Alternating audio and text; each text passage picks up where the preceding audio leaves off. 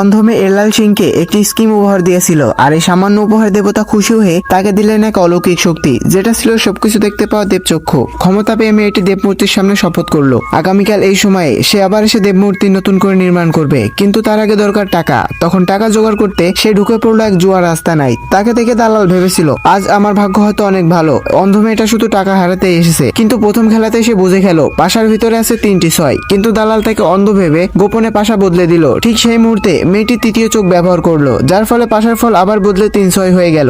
এক হাতে সে জিতে নিল পাহাড় সমান টাকা। তখন হার মেনে নিতে না পেরে দালাল আবার তাকে বড় বাজির প্রস্তাব দিল, আর ভেতরে পারদ ভরা পাশা দিয়ে প্রতারণা করার চেষ্টা করলো। কিন্তু মেয়েটি এক নজরে সব বুঝে গেল, আর আবার তৃতীয় চোখ ব্যবহার করলো। আর অবিশ্বাস্য ভাবে 6টা পাশাতেই মাছ এলো। এক সাধারণ অন্ধ মেয়ের কাছে বারবার হেরে তার মাথা গরম হয়ে গেল। এবার বিষয়টা পৌঁছালো জুয়ার দোকানের মালিক কুখ্যাত কালো বিধবার কাছে। তখন তার সন্দেহ হলো মেয়েটির চোখের উপর, আর সে মেয়েটির চোখ পরীক্ষা করতে চাইলো। কিন্তু চোখ খুলতে সবাই শিউরে উঠলো, কারণ চোখের কোটরে কোনো চোখই ছিল না, যেটা ছিল সম্পূর্ণ অবিশ্বাস্য। কারণ একটি সাধারণ মেয়ে চোখ ছাড়া কখনো এত ভালো পারফরমেন্স করতে পারবে না। ভিডিওটার বাকি অংশ দেখতে চ্যানেলটি সাবস্ক্রাইব করে সঙ্গেই থাকো।